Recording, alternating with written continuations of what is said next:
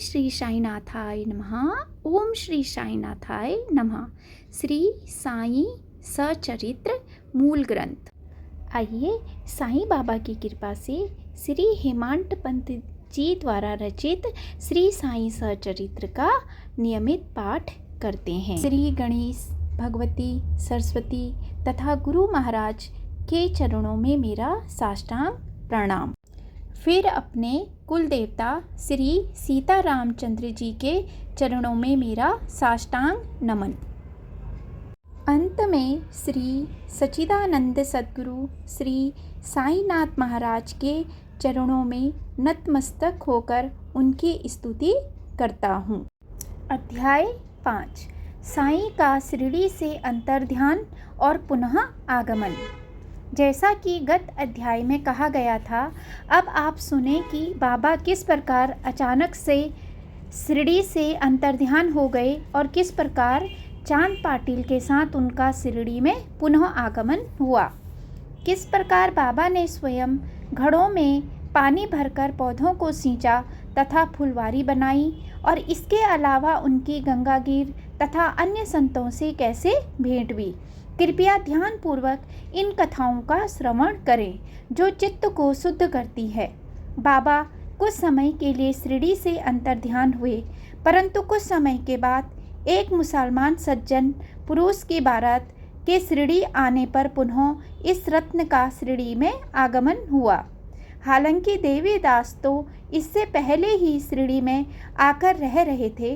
बाद में जानकी दास गोसाई भी शिरडी आकर रहने लगे।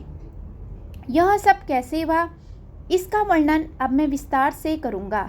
हे श्रोतागण, ध्यान और आदरपूर्वक इसका श्रवण कीजिए। औरंगाबाद जिला के धूपखेड़ा गांव में चांद पाटिल नाम के एक धनवान मुस्लिम रहते थे। औरंगाबाद जाते समय रास्ते में उनकी घोड़ी खो गई। 2 माह तक उसकी खोज करने पर भी उसका कहीं कुछ पता नहीं चल सका। अब मिलने की कोई उम्मीद नहीं है, ऐसा विचार कर चांद पाटिल उदास हो गए।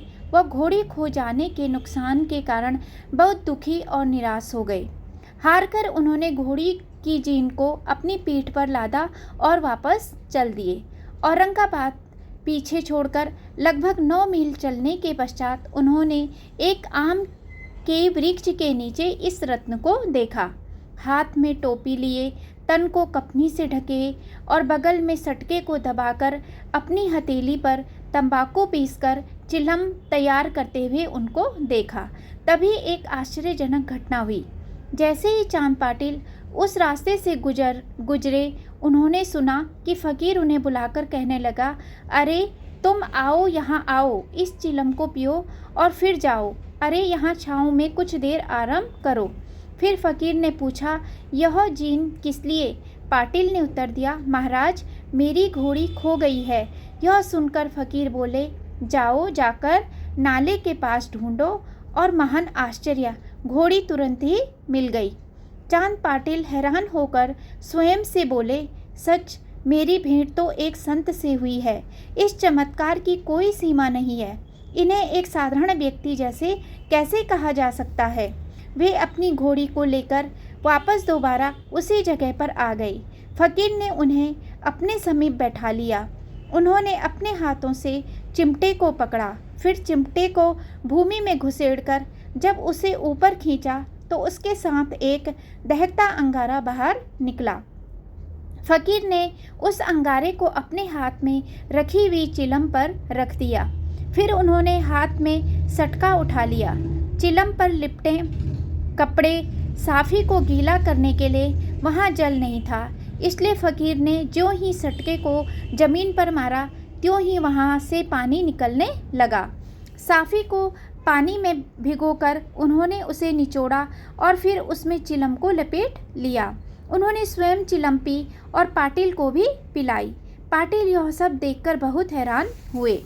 पाटिल ने फकीर को अपने घर चलकर और उसे पवित्र करने का आग्रह किया। फकीर ने पाटिल की बात मानकर उस पर कृपा की, क्योंकि वे तो इस धरती पर ऐसी दिव्य लीलाओं को रचने के लिए ही आए थे। अगले दिन वे पाटिल के गांव उसके साथ रहने के लिए चले गए और कुछ समय वहां बिताया। बाद में वे वापस शिरडी आ गए। यह चांद पाटिल धूपखेड़ा गांव का अधिकारी था और उसके पत्नी के भतीजे भाई के बेटे की शादी शिरडी गांव की लड़की से होनी तय हुई थी। उसकी पत्नी के भतीजे की उम्र शादी लायक थी और वह भाग्यशाली था कि वधू शिरडी गांव की थी। और फिर बारात बैलगाड़ियों व घोड़ों में बैठ शिरडी को चल दी। बाबा भी चांद भाई के स्नेह के कारण बारात में शामिल हो गए। विवाह समाप्त हो गया और बारात शिरडी से वापस लौट आई। केवल बाबा वहीं पर रह गए। वह कहीं वहीं रुक गए और जीवन पर्यंत वहीं रहे। यह शिरडी के भाग्योदय का सूचक था। साईं अजर अमर व पुरातन है। वे न तो हिंदू हैं और न ही मुसलमान। उनका न तो कोई गोत्र है, न कोई जाति, न कोई वंश, न कोई परिवार। आत्मज्ञान की अवस्था ही उनके अस्तित्व की असलियत है। और जैसा कि लोग उन्हें साईं साईं कहकर बुलाते हैं, क्या यही उनका असली नाम है? यथार्थ में नहीं। पहली बार आदरवश उन्हें आओ साईं कहकर संबोधित किया था और इस प्रकार उन्हें यह नाम मिला। यह उस दिन हुआ जब बारात के साथ खंडोबा मंदिर के समीप महालसापति के आंगन में पधारे। शुरू में यह आंगन भगत महालसापति का था, बाद में यह अमीन भाई का हो गया। जब बारात शिरडी आई तो बाराती इसी जगह पर एक बरगद के वृक्ष के नीचे आकर ठहरे। खंडोबा के मंदिर के सामने के आंगन में सब बैलगाड़ियों को खोला गया और बारात के सब लोग एक एक करके नीचे उतरने लगे। अन्य लोगों के साथ बाबा भी वहां पर उतर गए। जैसे ही वह तरुण फकीर बैलगाड़ी से नीचे उतरा, भगत ने उन्हें सबसे पहले देखा और उनका आओ साईं कहकर स्वागत किया। इसके पश्चात वे साईं नाम से ही संबोधित हो गए। तदुपरांत लोग उन्हें साईं साईं कहकर बुलाने लगे और सभी इसी नाम का उपयोग करने लगे। तब वे महालसापति के आंगन में चिलम पिया करते और बाद में मस्जिद में रहने के लिए चले गए। उन्हें देवीदास का संग बहुत पसंद था। यथार्थ में वे शिरडी में खुश थे। कभी वे चावड़ी में बैठते, कभी देवीदास के साथ बैठते और कभी मारुति मंदिर में बैठते। इसलिए जहाँ उनकी इच्छा होती वे प्रेम पूर्वक वहाँ व्यस्त रहते। यह देवीदास तो बाबा के शिरडी आगमन से काफ़ी पहले से शिरडी में रहा करते थे। कुछ समय पश्चात अनुभवी संप्रदाय के जानकीदास गोसाई का शिरडी आगमन हुआ। महाराज इन जानकीदास से वार्तालाप करने में अपना समय व्यतीत करते या फिर जानकीदास स्वयं बाबा से मिलने उनके पास चले आते। दोनों एक दूसरे के संग से बहुत प्रसन्न होते और प्रायः एक दूसरे से मिलते रहते। इन दोनों का एक दूसरे से मेल सभी के लिए प्रसन्नता का स्रोत था। इसके अलावा पुणातंबे के गंगागीर नामक एक पारिवारिक और वैष्णव संप्रदाय के प्रसिद्ध भक्त भी बहुधा शिरडी आया जाया करते थे। शुरू में जब गंगागीर ने बाबा को दोनों हाथों में मिट्टी के घड़े उठाकर कुएं से पानी भरकर लाते हुए देखा तो उन्हें बड़ा आश्चर्य हुआ। लेकिन बाद में साईं से प्रत्यक्ष भेंट करने पर बुआ स्पष्ट और प्रभावशाली शब्दों में बोले, यह शिरडी परम भाग्यशालिनी है कि यहाँ यह अमूल्य हीरा है। आज यह अपने कंधों पर पानी ढो रहा है, परंतु ये कोई सामान्य पुरुष नहीं है, अपितु यह भूमि अत्यंत भाग्यशालिनी और महान पुण्य भूमि है, जिसके पूर्व शुभ कर्मों के फलस्वरूप इनका यहाँ आगमन हुआ है। इसी प्रकार आनंद नाथ नामक एक प्रसिद्ध संत ने भी बाबा की अद्भुत व दिव्य लीलाओं की पूर्व सूचना दे दी थी। इस प्रसिद्ध आनंदनाथ ने येवला ग्राम में एक मठ की स्थापना की थी और ये शिरडी निवासियों के साथ शिरडी पधारे। आनंदनाथ प्रसिद्ध संत अक्कलकोट के शिष्य थे। बाबा के साक्षात दर्शन करने पर वे आश्चर्य के कारण कह उठे, अरे यह तो हीरा है, यथार्थ में हीरा। हो सकता है कि आज यह गंदगी के ढेर में पड़ा है और इसकी उपेक्षा हो रही है, लेकिन निश्चित रूप से यह एक हीरा है, न कि चकमक पत्थर का टुकड़ा। याद रहे, आनंदनाथ ने यह शब्द उस समय कहे थे जब साईं बहुत कम उम्र के थे। मेरे यह शब्द याद रखना।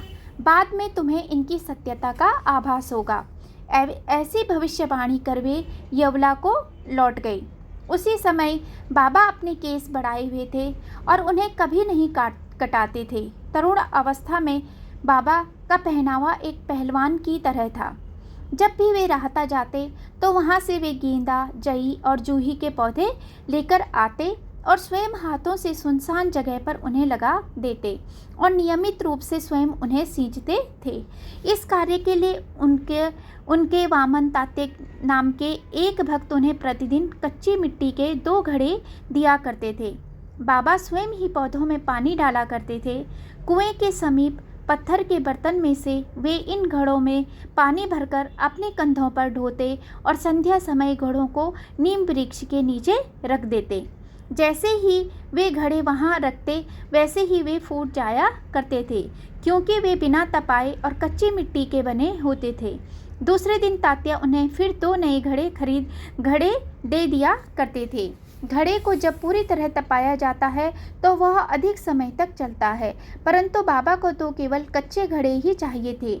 इस प्रकार कुम्हार घड़ों को भट्टी में तपाने की मेहनत किए बिना ही उन्हें बेच लेता।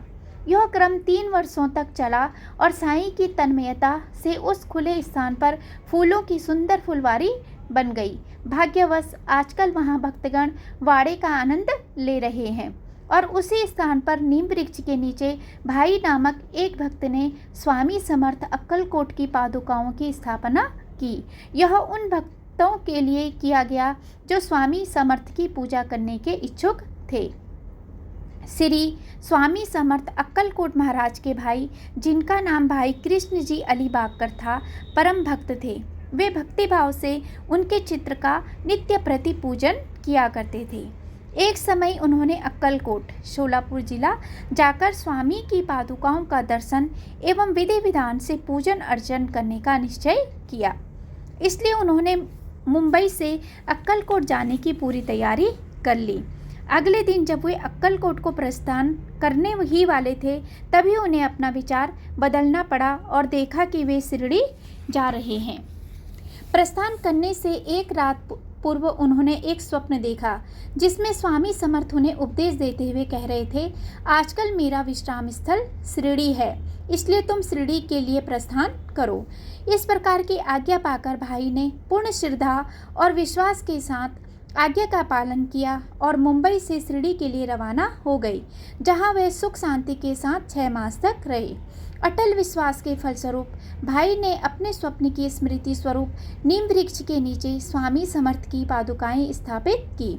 सन 1912 श्रावण माह यानी अगस्त सितंबर शुक्ल पक्ष, जो कि शुभ पर्व काल भी था, उस शुभ घड़ी में उन्होंने प्रेम पूर्वक और विधि विधान, पूजा भजन आदि के साथ नीम वृक्ष के नीचे पादुकाओं की स्थापना की।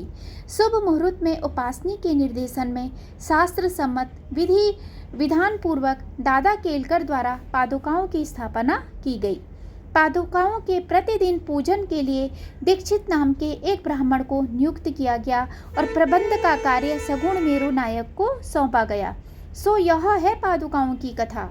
इस प्रकार ये संत जो यथार्थ में ईश्वर के अवतार होते हैं, जो बंधनों व इच्छाओं से मुक्त होते हैं, वे संसार के उत्थान के लिए बिना किसी स्वार्थ के प्रकट होते हैं। कुछ दिनों के बाद एक आश्चर्यजनक घटना घटी। श्रोतागण उसे ध्यानपूर्वक सुनने पर स्वयं भी आश्चर्यचकित रहेंगे।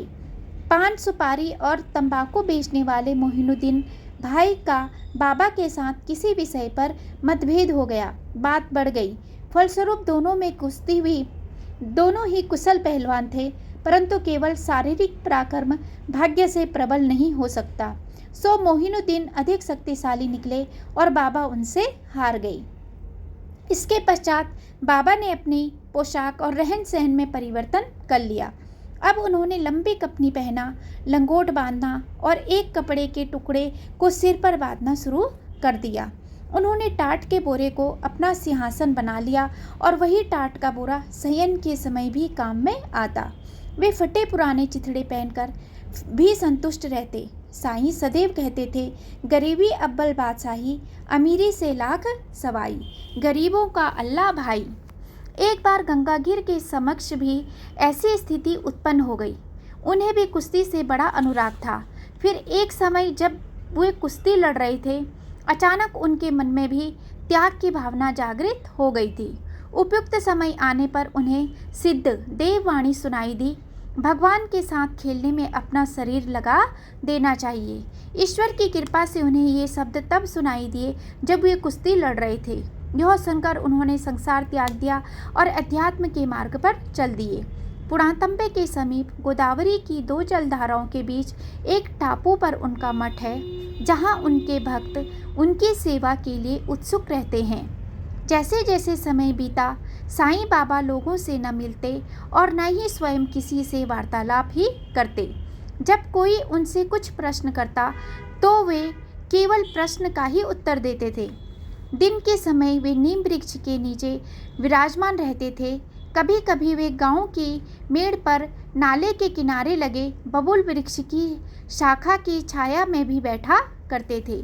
कभी कभी संध्या को अपनी इच्छानुसार घूमते हुए शिरडी से 1 मील दूर नीम गांव को भी निकल जाया करते थे। प्रसिद्ध त्र्यंबक टेंगले नीम गांव के जागीरदार और बाबा साहेब उन्हीं के वंशज थे।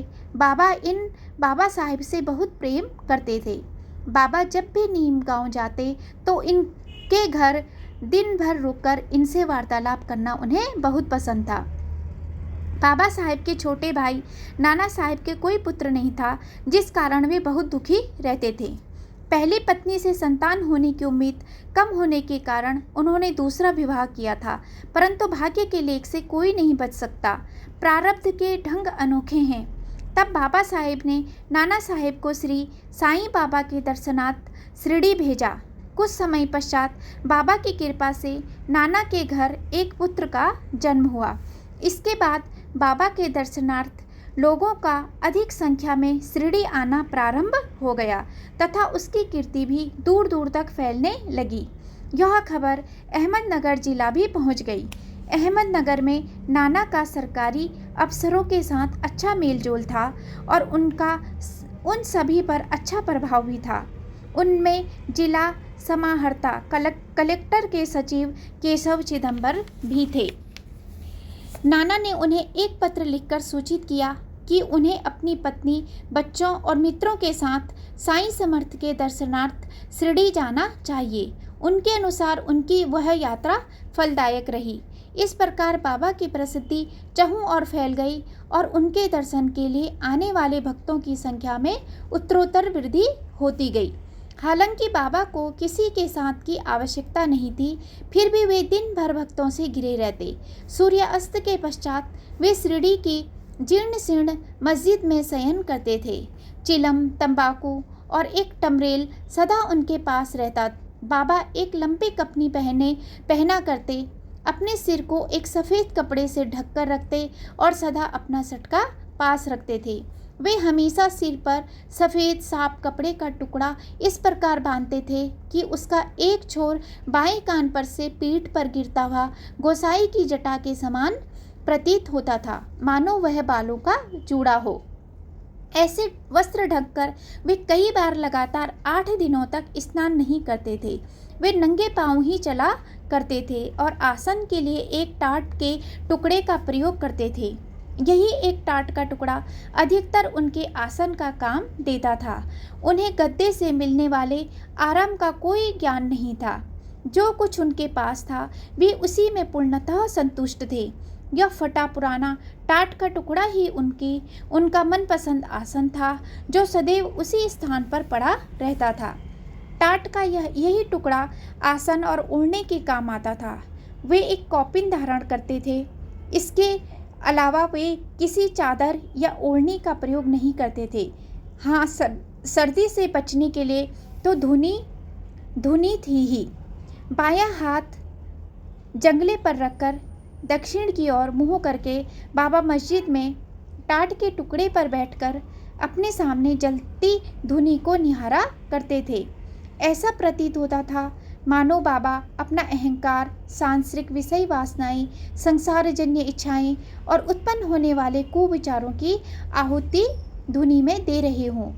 धुनी की प्रचंड अग्नि में वे घमंड और अज्ञानिकता रूपी लकड़ी के टुकड़ों की आहुति देते हुए सदैव अल्लाह मालिक का उच्चारण किया करते थे। और वह मस्जिद कितनी विशाल थी! उसमें मुश्किल से 2 कमरों के बराबर जगह थी और उसी में वे रहते थे, उठते बैठते थे, सोते थे और सभी से मिलते जुलते थे। गद्दे, मसनद, गोल बड़ा तकिया आदि तो अब आए जब बाबा के पास आने वाले भक्तों की संख्या में वृद्धि हुई। शुरू में तो भक्त निर्भय होकर बाबा के समीप भी जा भी नहीं पाते थे। सन 1912 के बाद सब कुछ बदल गया। वास्तव में इस वर्ष से ही मस्जिद में बदलाव आना शुरू हुआ। जहां मस्जिद की ज़मीन पर टुकड़े तक गहरे गड्ढे थे, वहीं पर भक्तों की मेहनत के बल पर एक ही रात में शाहाबादी तरासे गए पत्थरों का एक फर्श बना दिया गया। मस्जिद में निवास करने से पूर्व बाबा तकिया, जहाँ फ़कीर आराम करते हैं, में रहा करते थे। वे वहाँ दीर्घ काल तक रहे और वहाँ रहकर बहुत प्रसन्न थे। तकिया में बाबा अपने पैरों में घुंघरू बांधकर ढपली की ताल पर प्रेम विवल होकर सुंदर नृत्य करते। शुरू के दिनों में बाबा को दीपक जलाकर प्रकाश करने से बड़ा अनुराग था। वे स्वयं जाकर दुकानदारों से भिक्षा में तेल मांगकर लाते, वो दीपक जलाया करते। हाथ में टमरेल लेकर वे बनियों की दुकानों पर स्वयं जाकर उनसे तेल मांगते और मिट्टी के दियों को तेल से भरते। फिर वे मंदिर व मस्जिद में दियों को जलाते थे। यह क्रम कुछ दिनों तक लगातार चला। उन्हें दियों की पूजा करना बहुत पसंद था और वे रोशनी का त्यौहार दिवाली धूमधाम से मनाया करते थे। कपड़ों की कतरनों को मोड़कर वे बाती बनाते और उन्हें तेल में भिगोकर मस्जिद में दिए जलाते। तेल वे प्रतिदिन दुकानदारों से मुफ्त लेकर आते थे। एक बार सभी बनियों ने संगठित होकर बाबा के प्रति षड्यंत्र रचा और फैसला किया कि बहुत हुआ यह रोज़ रोज़ का कष्टकारक कलेश। बाद में जब हमेशा की तरह बाबा उनसे तेल मांगने आए तो एक आश्चर्यजनक घटना घटी। सभी ने भिक्षा में तेल देने से मना कर दिया। किसी से एक शब्द कहे बिना बाबा मस्जिद को लौटाए। वे पीठ करके बैठ गए और सूखी बत्तियां दियों में डालने लगी। बनिए उत्सुक होकर देख रहे थे कि अब बिना तेल के बाबा क्या करेंगे। बाबा ने मस्जिद की दीवार के आले में रखे टमरेल को उठाया।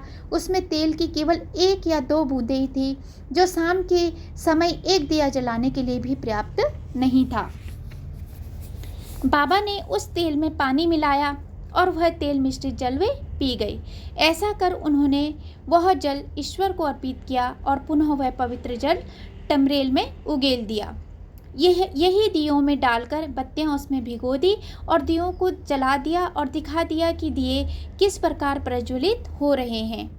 पानी से दियों को जलते देखकर बनिए चकित रह गए। तब उन्हें दुख हुआ कि उन्होंने बाबा से झूठ बोला। बिना तेल के दिए रात भर जलते रहे। तब सभी ने कहा कि ये बनिए साईं की दया के पात्र नहीं है। अरे बाबा के पास कैसी दिव्य शक्तियाँ हैं, ऐसा बनियों ने कहा। उन्हें एहसास हो गया कि उन्होंने झूठ बोलकर बहुत बड़ा पाप किया है और व्यर्थ में ही बाबा को क्रोधित किया है। परंतु क्रोध और घृणा की भावना तो बाबा की सोच से कोसों दूर थी। उनका न तो कोई मित्र था और न ही कोई शत्रु। उनके लिए तो सभी प्राणी एक समान थे। और अब फिर उस कथा को आगे बढ़ाते हैं जहाँ उसे छोड़ा था, यानी मोहिनुद्दीन की बाबा के साथ कुश्ती में विजय। अब ध्यानपूर्वक इस कथा का श्रवण करें। इस कुश्ती की घटना के 5 वर्ष पश्चात अहमदनगर के एक फकीर जौहर अली अपने शिष्यों के साथ राहता आए। वीरभद्र मंदिर के समीप खुली जगह में फकीर ने अपना डेरा जमा लिया। परंतु फकीर बहुत भाग्यशाली था।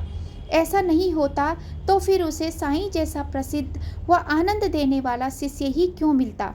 गांव वालों में से कुछ एक ही मराठा थे। उनमें से एक भागु सदाफल था जो उनका सेवादार बन गया। फकीर बहुत विद्वान था। कुरान शरीफ की आयतें उससे कंठस्थ थी। कई लोग, कुछ स्वार्थी, कुछ धार्मिक, कुछ श्रद्धालु और कुछ भक्ति भाव वाले उसके अनुयायी बन गए। फकीर ने लोगों से धन लेकर वीरभद्र मंदिर के समीप एक ईदगाह का निर्माण कार्य शुरू कर दिया। कुछ समय बीतने पर उस पर वीरभद्र मंदिर को अपवित्र करने का दोषारोपण हुआ। ईदगाह के निर्माण कार्य को रोक दिया गया और फकीर को गांव से भगा दिया गया। वहाँ वह शिरडी आ गया और बाबा के साथ मस्जिद में रहने लगा। फ़कीर बहुत मीठी बातें करता था, सारा गांव उसे चाहने लगा और लोग तो यह भी कहने लगे कि उसने तो बाबा को भी पूरी तरह अपना प्रभाव जमाकर उन्हें पूर्णतः काबू में कर लिया। तुम मेरे शिष्य बन जाओ, ऐसा फ़कीर ने बाबा को कहा और बाबा ने भी मजाक में हाँ कह दिया। फ़कीर प्रसन्न हो गया और बाबा को शिरडी से बाहर ले गया। बाबा जैसे सरल मार्गदर्शक व दिव्य शक्तियों के मालिक का जौहर अली गुरु बन गया, तब दोनों ने राहता जाकर रहने का निश्चय किया। गुरु शिष्य की दिव्य शक्तियों और योग्यता से अनभिज्ञ था, परंतु शिष्य गुरु के दोषों से पूर्ण रूप से परिचित था। फिर भी साईं ने कभी उसका अनादर या अपमान नहीं किया, बल्कि एक अच्छे शिष्य के कर्तव्य को भली भांति निभाया। गुरु के मुख से निकली हर आज्ञा का, चाहे वह ठीक थी या गलत, शिष्य ने उसी क्षण उसका पालन किया, यहाँ तक कि गुरु के रहने की जगह पर पानी तक लेकर आए। इस प्रकार गुरु की सेवा में दिन बीतते गए। वे दिनों दोनों कभी कभी शिरडी भी आया करते थे। ऐसा होने पर अब सुनो कि क्या हुआ। ऐसा अक्सर होने लगा, परंतु वे मुख्य निवास राहता में ही करते थे। लोग सोचने लगे कि बाबा को फ़कीर ने अपने वश में कर लिया है और शिरडी ने बाबा को खो दिया। लोगों का यह विचार था कि जौहर अली ने अपनी यौगिक शक्तियों द्वारा साईं को अपने वश में किया हुआ है, परंतु बाबा की योजना तो कुछ और ही थी।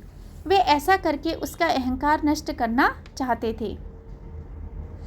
बाबा में भला अहंकार और मिथ्याभिमान की भावना कैसे हो सकती है, ऐसा श्रोतागण विचार करेंगे, परंतु बाबा का ऐसा व्यवहार लोगों की भलाई के लिए था, जो उनके जीवन का मुख्य उद्देश्य भी था। लेकिन शिरडी गांव के निवासी बाबा के प्रिय भक्त थे और उनकी बाबा में दृढ़ आस्था थी। इस प्रकार बाबा से दूर रहना उन्हें अच्छा नहीं लगता था। साईं को जौहर अली के वश में देखकर गांव वाले बहुत परेशान थे। वे विचार कर रहे थे कि साईं को किस प्रकार वापस लाया जाए। जिस प्रकार सोने और उसकी चमक, दीपक और उसके प्रकाश को अलग नहीं किया जा सकता, वही स्थिति इस गुरु और शिष्य की भी थी। दोनों ने इस एकीकरण का अनुभव किया था। फिर भक्तों का एक झुंड राहता स्थित उस ईदगाह गया। वे बाबा को किसी भी कीमत पर अपने साथ शिरडी वापस लाने की योजनाएं बना रहे थे, परंतु बाबा का दृष्टिकोण उनसे बिल्कुल अलग था। बाबा बोले, यह फ़कीर बहुत ही गुस्से वाला है, उसे समझाने का कोई लाभ न होगा, क्योंकि वह मुझे कभी जाने नहीं देगा। आप सब जल्दी ही यहाँ से चले जाओ, क्योंकि कुछ ही समय में फ़कीर गांव से वापस आने वाला है। उसका गुस्सा बहुत भयंकर है, वह आप सबको नहीं छोड़ेगा। उसका गुस्सा बहुत खतरनाक है, परंतु तुरंत यहाँ से चले जाओ और सीधा शिरडी का रास्ता पकड़ लो। अब आगे क्या किया जाए, सभी ने यह सोचा, क्योंकि बाबा ने तो उनकी सभी उम्मीदों पर पानी फेर दिया। इतने में ही फ़कीर वापस आ गया और उनसे पूछने लगा, तो तुम इस नवयुवक के लिए आए हो और यह आपस में क्या विचार विमर्श चल रहा है? अगर तुम्हारा इरादा इसे अपने साथ ले जाने का है, तो तुम्हें इसके लिए कष्ट करने की कोई आवश्यकता नहीं है, क्योंकि वह सब व्यर्थ होगा। हालांकि शुरू में तो फ़कीर ने बहुत जोरदार ढंग से ऐसा कहा, परंतु बाद में गांव वालों के दबाव में आकर वह बोला, मुझे भी अपने साथ ले चलो, हम सब इस नवयुवक को अपने साथ शिरडी लेकर चलते हैं। इस प्रकार फ़कीर भी उनके साथ ही वापस आ गया। वह बाबा से अलग नहीं होना चाहता था। बाबा भी उससे न छोड़ सके। यह किस प्रकार हुआ, उसे कोई भी न समझ सका। साईं तो ब्रह्मा का अवतार थे, लेकिन जौहर अली को कई गलत धारणाएं थी। शिरडी में जब देवीदास ने जौहर अली की परीक्षा ली, तो उसकी सभी गलत धारणाओं का भांडा फूट गया। देवीदास सुडौल, सुंदर आकृति तथा तीक्ष्ण बुद्धि के थे। जब वे शिरडी आए तो उनकी आयु लगभग 10 या 11 वर्ष की थी। इतनी कम आयु के इस गोसाई ने शरीर पर केवल एक लंगोट धारण किया हुआ था। तब वे मारुति मंदिर में रहा करते थे। अप्पा, भील और मालसापति उनसे बहुधा मिलने जाया करते थे। काशीराम और अन्य लोग उन्हें अनाज, ईंधन इत्यादि दिया करते थे। धीरे धीरे उनका महत्व बढ़ने लगा। बाबा के भारत के साथ आने से 12 वर्ष पूर्व से ही देवीदास शिरडी में रह रहे थे। उन्होंने अप्पा भील को स्लेट पर लिखना सिखाया था और सभी को वेंकटेश स्तोत्र का जप करना भी सिखाया था। जो सभी को कंठस्थ भी हो गया था। वे नियमित रूप से उन्हें इस प्रकार के पाठ पढ़ाया करते थे। देवीदास महाज्ञानी थे। तात्या गणपत पाटिल कोटे ने उन्हें अपना गुरु स्वीकार किया था। काशीनाथ सहित दूसरे भी उनके प्रमुख शिष्य और अनुयायी बन गए। फकीर जौहर अली को देवीदास के सम्मुख लाया गया। दोनों में शास्त्रीय वाद विवाद हुआ। अपनी दिव्य शक्तियों द्वारा देवीदास ने फकीर को बुरी तरह हरा दिया। फकीर को शिरडी से बाहर निकाल दिया गया। शिरडी से भागकर फकीर वैजापुर जाकर रहने लगा। कुछ वर्षों के बाद जब वह शिरडी आया तो उसने साईनाथ की चरण वंदना की। उसका यह भ्रम कि वह स्वयं गुरु था और सभी साईं बाबा उसके शिष्य अब दूर हो चुका था और प्रायश्चित करने के बाद अब वह शुद्ध हो चुका था। बाबा ने पहले की तरह ही आदर के साथ उसे स्वीकार कर लिया। बाबा की विधि कितनी विलक्षण थी। निश्चित समय आने पर सब भेद खुल गए, परंतु तब तक बाबा ने गुरु शिष्य के संबंध को पूरी आदर सम्मान दिया। अगर वे स्वयं को गुरु समझते तो तब सारी जिम्मेदारी उनकी ही होती, परंतु एक शिष्य के रूप में भी बाबा अपने कर्तव्य को जानते थे और उन्होंने उन सभी कर्तव्यों का पूरी लगन से पालन भी किया। यही इस कथा से मिलने वाली शिक्षा है जिसको साईनाथ ने स्वयं पालन करके दिखाया। अपने गुरु के चरणों में पूर्ण समर्पण करना या अपने शिष्यों को हर प्रकार से अपना मान लेने से अच्छी अवस्था अन्य कोई नहीं है। ऐसे संबंध के बिना कोई भी इस सांसारिक जीवन के भवसागर को पार नहीं कर सकता। इस कथा का यह उपदेश है। परंतु ऐसे मनुष्य बिरले ही होते हैं जो अहंकार को पूर्ण रूप से त्यागने का दृढ़ संकल्प लेते हैं और अहंकार रहित होकर उस पर विजय प्राप्त करते हैं। यहाँ मनुष्य की चतुराई, विचार, कल्पना और सिद्धांत किसी काम नहीं आते। जो उच्चतम अवस्था को प्राप्त करना चाहते हैं उन्हें अहंकार को त्याग कर आचरण करना चाहिए। जिसने जीवन में अहंकार को जलाकर नष्ट कर दिया है, केवल वही इस मानव जीवन को सफल बना सका। मोक्ष प्राप्ति के लिए वह फिर किसी न किसी की शरण में जाकर उसका शिष्य अवश्य बनेगा। इस अल्पावस्था में उनका विरक्ति भाव देखकर छोटे बड़े सभी आश्चर्यचकित थे। सिद्धात्मा की शारीरिक क्रियाएं और पूर्व कर्मानुसार होती है। उस पर प्रारब्ध कर्मों का कोई भार नहीं होता, क्योंकि वह किसी कार्य का कर्ता नहीं होता। जिस प्रकार सूर्य अंधकार में नहीं रह सकता, उसी प्रकार सिद्ध पुरुष द्वैत अवस्था में नहीं रह सकता, क्योंकि संपूर्ण ब्रह्मांड उसी में समाया हुआ है और वह अद्वैत में निवास करता है। गुरु और शिष्य के इस आचरण का वर्णन साईनाथ के परम भक्त मालसापति द्वारा किया गया है। अगली कथा का गहन विवेचन उपयुक्त क्रमानुसार किया जाएगा। कृपया ध्यानपूर्वक उसका श्रवण करना। मस्जिद की पूर्व स्थिति क्या थी, कैसा उसका जीर्णोद्धार हुआ, साईं हिंदू थे या मुसलमान, बाबा की यौगिक क्रियाएं जिनमें धोती पोती, लंबे कपड़े के भीगे हुए टुकड़े से पेट को स्वच्छ करना और खंड योग, इच्छानुसार अपने शरीर के विभिन्न अंगों को अलग अलग कर उन्हें पुनः पूर्ववत जोड़ना और भक्तों के कर्मों के कारण उन्हें मिलने वाली कष्टों को अपने ऊपर लेने का वर्णन क्रमानुसार आगे किया जाएगा। हेमंत विनम्रता से साईं को समर्पण करता है। उनके इस कथा का वर्णन ही उनका प्रसाद है। केवल इस पवित्र कथा के श्रवण मात्र से सभी पाप नष्ट हो जाएंगे, सभी का कल्याण हो। यहाँ श्री साईं समर्थ सचरित्र का 5वां अध्याय साईं का शिरडी से अंतर ध्यान होना और पुनः आगमन संपूर्ण होता है, जिसकी रचना भक्त हेमांत पंत जी ने सदाचारी व संतों की प्रेरणा से की है।